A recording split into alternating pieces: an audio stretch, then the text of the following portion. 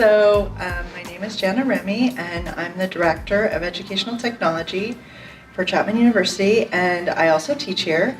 And one of the classes that I teach is the History of Disability in America.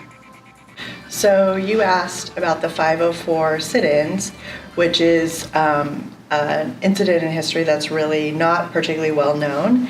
But yet the term 504 is known to most teachers because of 504 plans that are created for students with accommodations. So I'll talk about the history of the 504 sit-in, like what happened. So the 504 sit-in started on April 5th, 1977. And what occurred was there were several events that led up to it that I'll explain. It occurred because in 1973, there was a Rehabilitation Act that had a section, a provision called 504, and although I can't quote the words verbatim, it essentially said that any program or entity that was receiving federal funds couldn't discriminate against someone because of reasons of handicap, which was the language they used then, but now we would say disability. And when that 1973 Act was passed, there was no explanation or provision of how that was to be implemented. Who qualified for having a disabling condition or being disabled wasn't described. What the timeline was for providing accommodations wasn't described.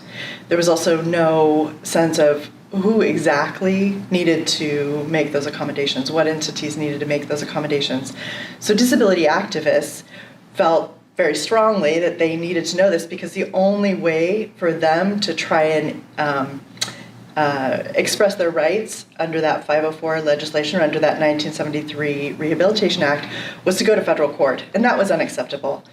And time-consuming, and certainly not most people didn't have the capacity to do that. So they said, we need a timeline, and we need to know who's disabled, who can receive this benefit, and what are the consequences for federal institutions that aren't complying.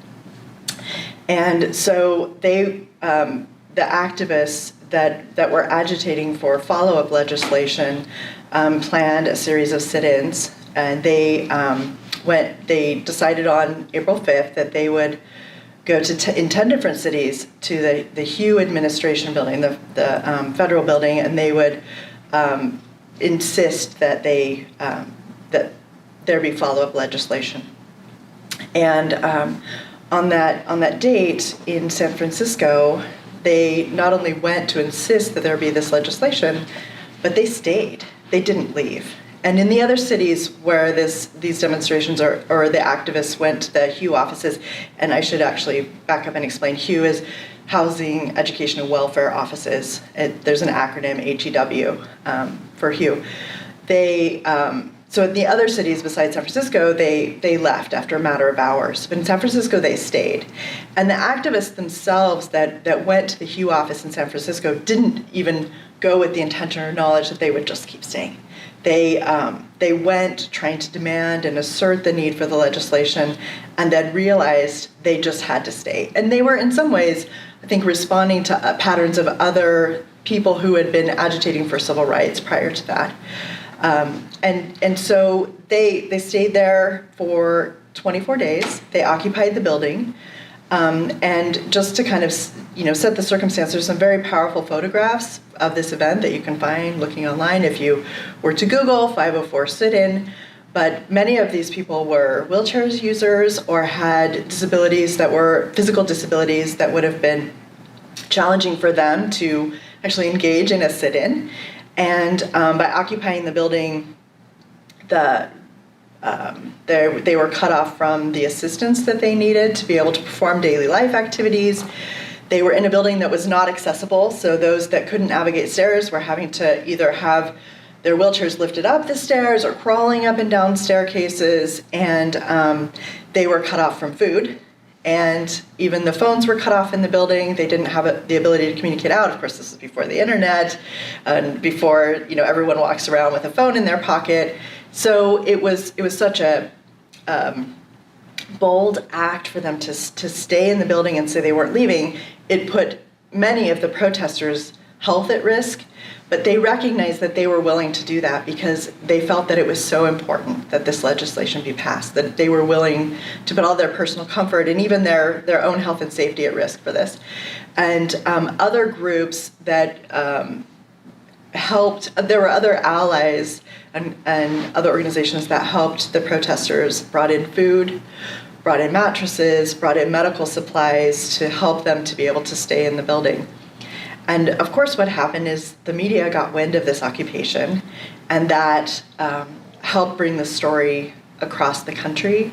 There's some fantastic footage from CBS that's available on YouTube that you can watch as the stories unfolding of the people that were, insisted they weren't going to leave the building. No otherwise qualified handicapped individual in the United States shall, solely on the basis of his handicap, be excluded from the participation in, be denied the benefits of, or be subjected to discrimination under any program or activity receiving federal financial assistance.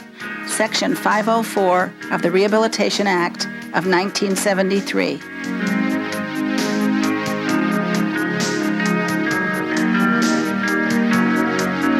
On April 5, 1977, people with disabilities across the nation demonstrated to demand that regulations implementing Section 504 of the Rehabilitation Act be signed into law.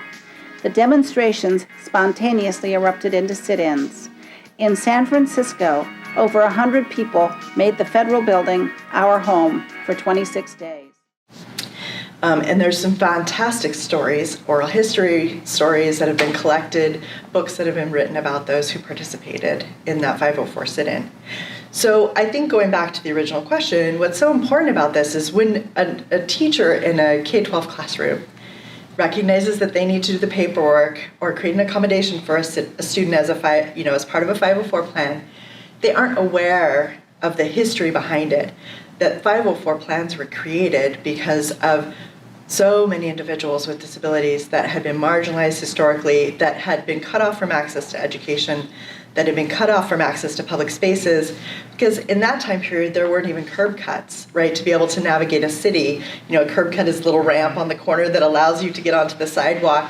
So you can imagine the challenges for someone who had mobility issues to even occupy public space when that wasn't accessible, not to mention, of course, stairs, creating barriers in lots of different types of buildings.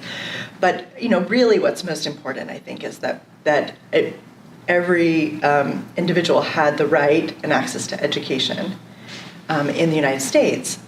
School children could not be discriminated against or not have barriers to learning because of reasons of disability. That's why 504 plans are so important. And that's why I think it's critically important also for instructors and for teachers, in K-12 education to understand a little bit of the history and the stories of those people who decided it was worth risking their own health to assert this right to have access to education, access to resources. So you asked me about individuals that may have participated or organizations that were involved in the 504 sit-in that might be important for teachers to become familiar with their names, to share with their students. And one thing I think I've learned from teaching disability history is I'm a little bit wary of the kind of history or telling the story of history where you might have a history textbook that's telling something about the civil rights era, and then you have a little call out in the corner that's Helen Keller or some remarkable person, but they're not really part of the story, right? They're like almost pasted on top of it, right? Something that's separate.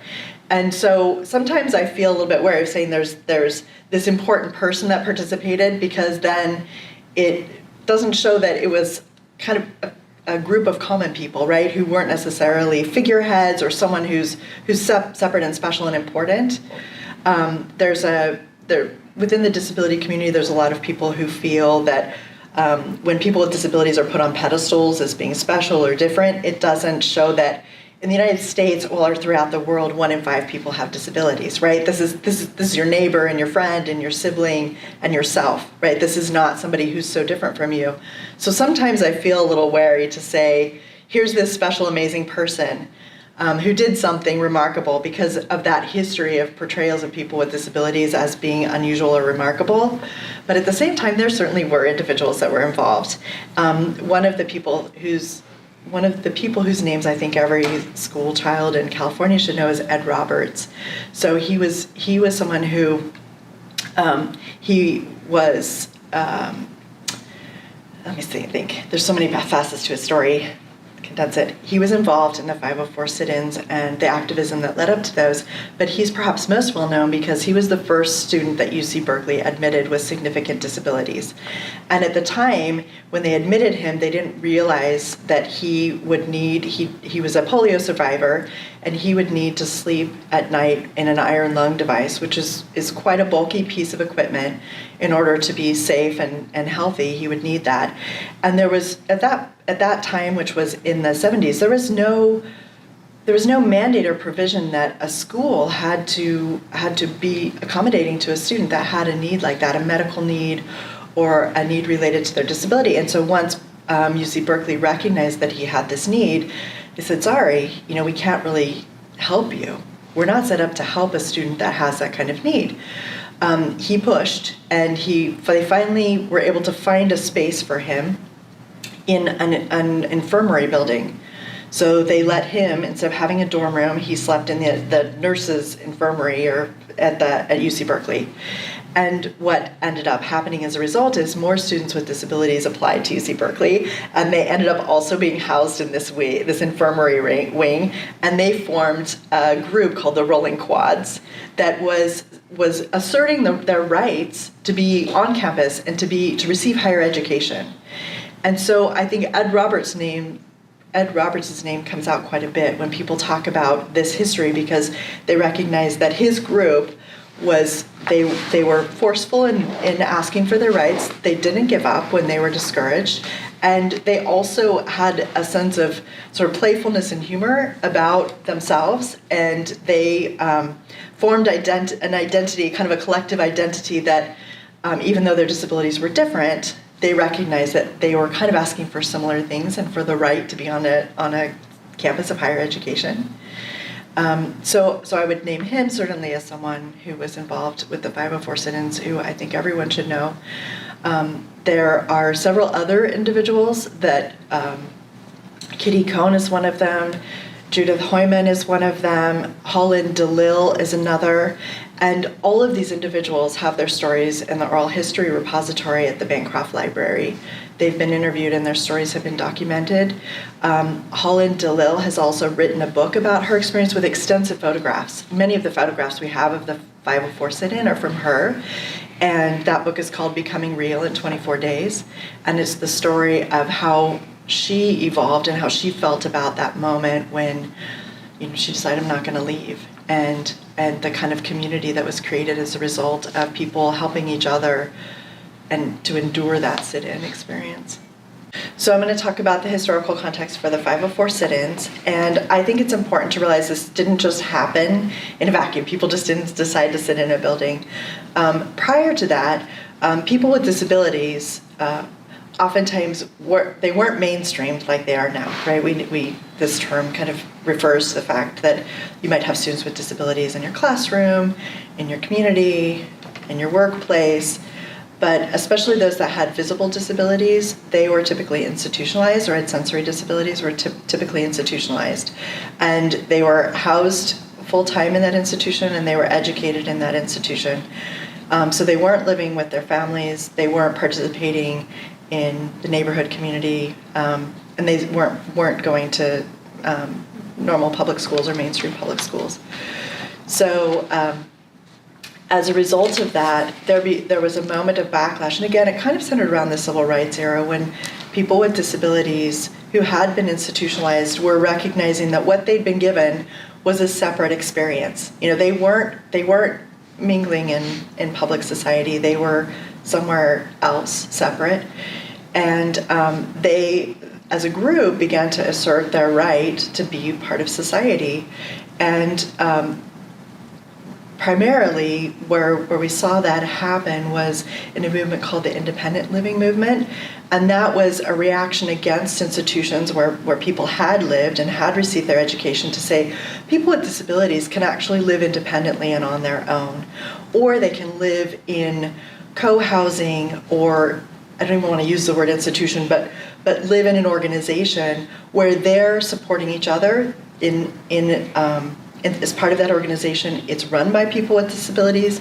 People with disabilities are making decisions, and they're supporting each other, instead of it being something that where the medical establishment or some other group is making decisions for treatment, making decisions for access. So the independent living movement, again, Ed Roberts was a lead figure in that movement.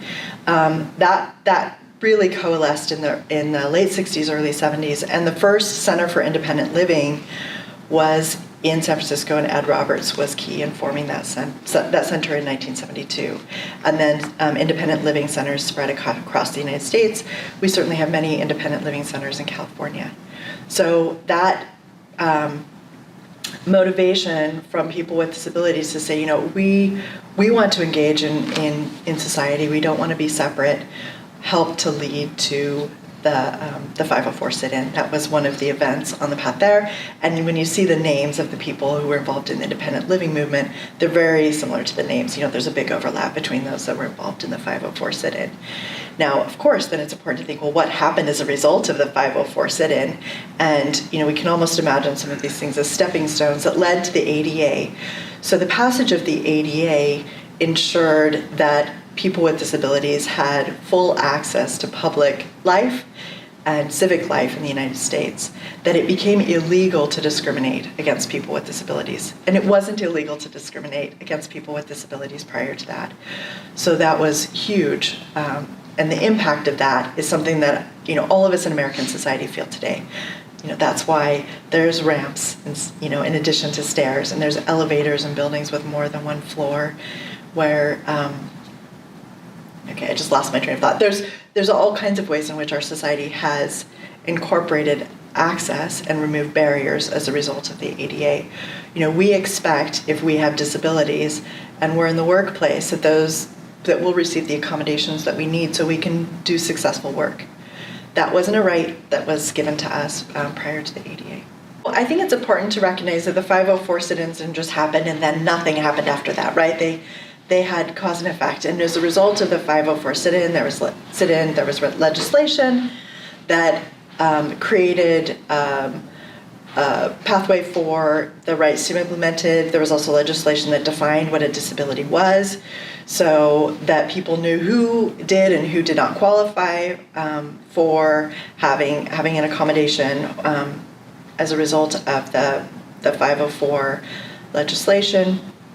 I think it's also important to recognize that this was one step on the way to the American with Disabilities Act, which passed in 1990, and that was the most landmark legislation because it, under federal law, said it was unacceptable and illegal to discriminate against people with disabilities. And prior to that, it was legal to discriminate. You could opt not in a restaurant to serve people with disabilities. People with disabilities were not mainstreamed into the classroom, and there were certainly all types of social barriers that existed for people with disabilities, whether it was a staircase, which is the example we often think of, or whether it was libraries that didn't have books in Braille, or whether it was restaurants that were serving food without listing the ingredients for people who had allergies or who were diabetic. So there's so many things that we take for granted that we actually don't recognize were the result of the ADA mandating that people with disabilities be able to live, be able to patronize restaurants, be able to go to school, be able to have fulfilling work, and when that didn't exist beforehand. So you asked me to talk about the types of, I don't even know how to describe it. I want to say ailments or physical differences that might fall under the umbrella of disability, and how that wasn't defined prior to the 504 sit-ins, and that legislation has been adopted over time to help define who qualifies for an accommodation under the ADA. So, and the spectrum is wide, and it's so wide I couldn't name them all, but I can talk about a little bit about where the edges of that spectrum might be, where people would qualify. It might be, of course, the example we think of is a wheelchair user, but it might also be someone with a food allergy. It might be someone with a chronic health condition, like an example might be asthma, right? They have a need to have medication when their asthma is triggered. If they can't, if they need that medication during school hours, then they might need an accommodation that allows them to get that medication when they need it. So the spectrum is huge, and there have been some challenges to that. For example, does someone who has an addiction to alcohol, do they qualify as part of the ADA? And there's legislation that says no, they don't qualify for an accommodation if they have an addiction to alcohol. But there's certainly other types of medicalized conditions. Some things which can be their choice, like someone who becomes pregnant and then asks for an accommodation as a result of pregnancy, that does qualify for an accommodation. And some things, if someone has an illness or an ailment because of a choice like smoking, that's become kind of more of a gray area about those accommodations, or like I mentioned, someone who has an addiction, that's kind of a gray area. So there's been further legislation to clarify who does and doesn't qualify.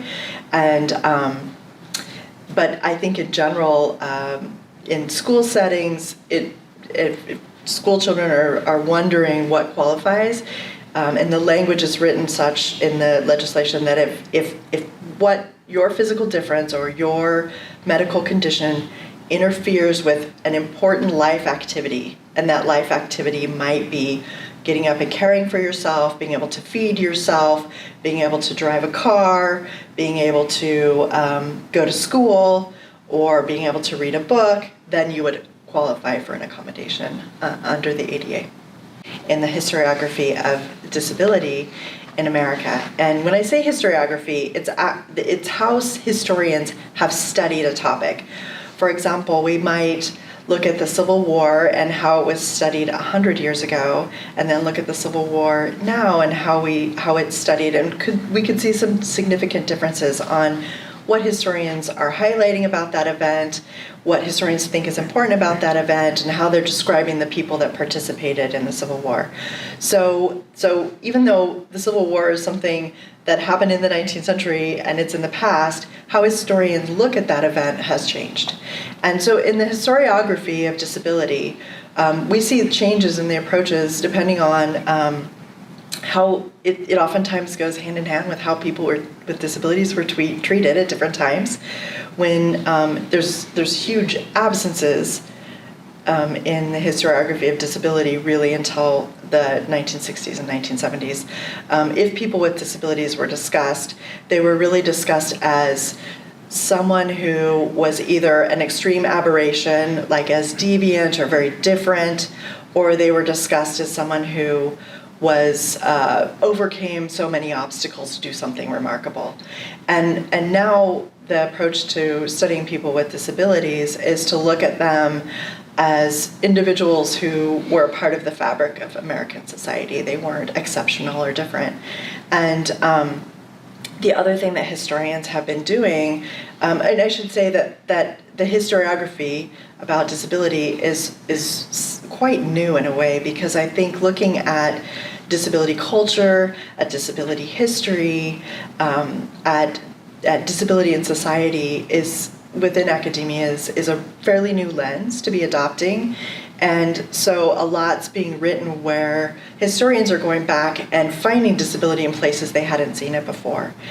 So an example of that is a fantastic article that's been written by historian Douglas Bainton. In that article, he talks about how disability is actually fundamental to the three major debates about civic rights in American history. He points out the first one being when enslaved Africans were getting the right to vote and to participate in society. When society, or when people were fighting against the abolition of slaves, they said, well, people from Africa are inherently not as smart, or they can't handle freedom. They use the language of disability to describe the bodies of those people, to say, well, people with disabilities, like enslaved people, can't participate in civic life, or don't qualify for participation in civic life. We would see the same thing in arguments about women voting and women participating in civic life around the era of suffrage, there was a sentiment that women were genetically inferior or physically inferior, couldn't handle education, and therefore they were disabled and not able to vote or not able to be further educated or to participate in civic life. And then we also had the moment in American history where we're having waves of immigration in the early 20th century, and we saw groups of people being denied entry to the US because they were either identified as having a disability or they were perceived as having a disability. And that discriminated against certain races, against people that were older because they were perceived as not being capable of working. So whole groups of people were identified as disabled and therefore not allowed to immigrate. So in each of those three moments in American history, those that were agitating for the rights of those groups said, no, they're not disabled. They're actually, they're fit to participate in civic society or in society. So what was happening was, everyone agreed that people with disabilities shouldn't vote or shouldn't participate, but these other groups defined themselves as not disabled, and therefore agitated for the right to immigrate, to vote, and to be free. So when we look at it that way, we see disability as sort of fundamental to the argument for civic participation in our country. And we can see that this isn't just one marginalized group of people. This has actually been, this rhetoric around disability and who could participate is something that's been going on throughout American history. And so I think that's what's happening in the historiography of disability history, as scholars are going back and saying, no, we've been talking about disability all along.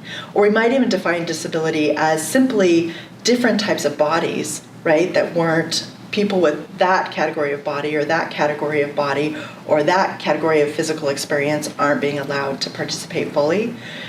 When they deviate from the norm, which throughout American history has typically been a white male body.